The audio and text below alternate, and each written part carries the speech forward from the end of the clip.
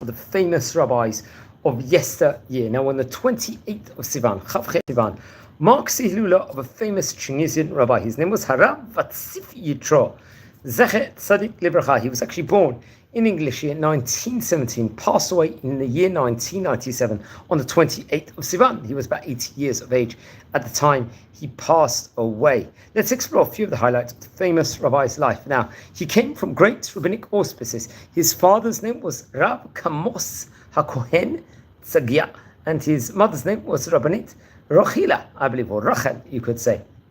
Born in the island of Jerba in the year 1917. Remember, Jerba was, let's say, a bastion area of Torah learning in the whole of Tunisia, a very famous place and prominent Torah community. Now, he was young. He would learn under the auspices of another rabbi we've spoken about on various occasions before in this series, Harav Makhluf Idan, who was, he himself happened to be the author of the Torah colossal work called the Maleh HaOmer. Very interesting. Also, another great rabbi he would learn under was Rabbi Moshe Kohen de Riham, the author of the great book called Ohel Moshe, and Rabbi Sassi Kohen, the other Prochat HaMasach. These are really rabbis of the greatest caliber in Tunisia, and I believe we mentioned each one in a separate video within regards to them. He would learn Torah. I think it was tough times over there from a financial point of view. Many people did struggle, but he was still able to excel in Torah and saw huge bracha, let's just say, while studying Torah. He would write various different teachings, but he would hide it from the public. He had the great humility. He was forced to spend part of the time engaged in commerce, and would do his studies at every extra specific moment at one window of time because of the financial issues over there. He was an avrech, and come at the age of 18, he was chosen to blow the shofar in the Algeriba synagogue on Rosh Hashanah, which is a prominent accolade, let's just say, or prominent, let's say, mitzvah to do, and really seen as a high esteem over there. Algriva, you could actually say. That was the name of the Beit Knesset, the synagogue, where this would actually take place. And remember, this famous square, I think, in synagogue in Tunisia was very, very much spoken about in various occasions before. Now, it's actually interesting. I think he was not married yet, so some people would question why would he be doing this at this point in time. Remember, he was only 18 years of age, and he would replace his grandfather, Rav Aaron Cohen, if I'm not mistaken, in a prominent position over there. So he was really taking on different prominent roles inside there. There was other great rabbis at that point in time, including Rabbi Kalfon Moshe Cohen, who was Rabbi Jerba, and the rabbi, the head of Jewish port, I think, of the Beit over there, that was very close to him, and would recommend that he would go and take this grand jurist position over there and approve, let's say, his new position as continuing his father's footsteps as a head rabbi. It's interesting. I think it's famously stated over that his appointment over here, let's say, was greeted with candles, oil to enter the Shabbat in, and I think in three different yeshivot: the yeshiva of Rabbi Abraham Kohen, yeshiva of Rabbi Khalifa HaKohen, and yeshivat of Rav Amram Kohen. They would all really do huge amounts of kiruv and Torah work, injection of Torah in Tunisia, and would really, I believe, welcome the appointment and really built up strong connections among the great Rabbonim in Tunisia, which is very interesting. He would do a huge amount of kiruv work, and in order to excel with it, he would print the book called Takvo Shel Yosef, which I think was actually brought about in the Arabic language, and talking about the various different great rabbis, different stories within regards to them, and bringing a huge amount of blessing with regards to Yaakov and his sons, who will speak about that specific topic also, which we have to point out. So many of these stories are recorded over. There was talking various other laws inside this book in regards to recitation of Kriyat Shema Yisrael on the bed, the brachot within regards to foods, and several laments for Tisha B'Av was featured inside this, along with hymns and excerpts of prayers for the high holy days in the style of the Jews of Jerba. Remember, the high holy days is naturally Rosh Hashanah and Yom Kippur.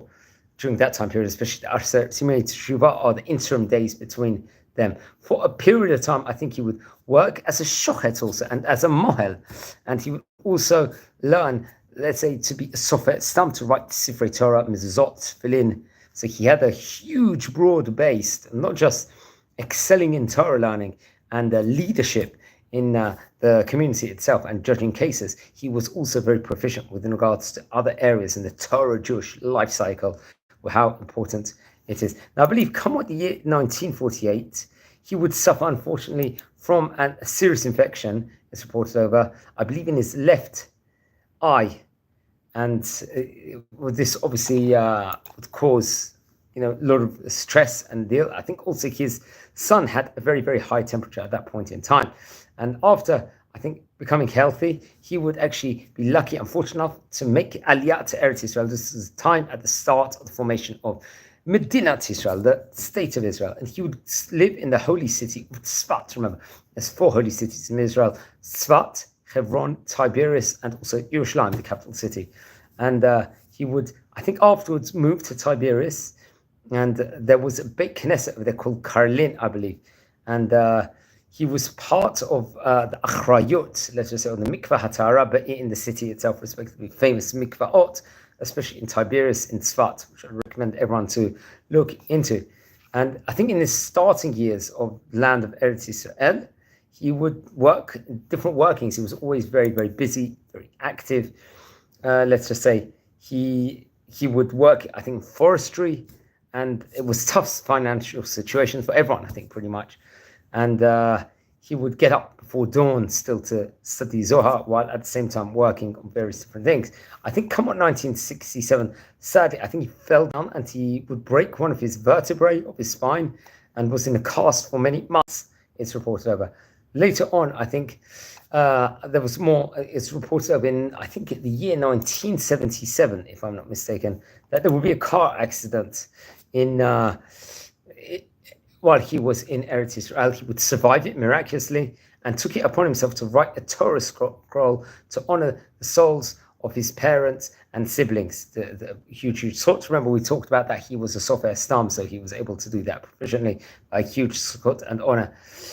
Also, we talked about he had eye issues also, which would actually result in him having to take surgery. But still, he was able to finish writing the Torah scroll and was put inside the synagogue, I think, in Shavuot 1978, a short window of time after he said he would do it. He would dedicate himself to Torah pretty much all of his life. Even in his final years, he completed the study of Zohar 50 times. He was careful to pray the whole time. He would pray in a minyan the entire time. It's reported over. He would, in Tzibur, as I say, as a congregation, he would blow the shofar, especially Rosh Hashanah. He was a chazan, shliach tzibur, a cantor, especially in the Musaf of Yom Kippur, which is a very prominent role to do. And he passed away on the 28th of Sivan in the year 1997.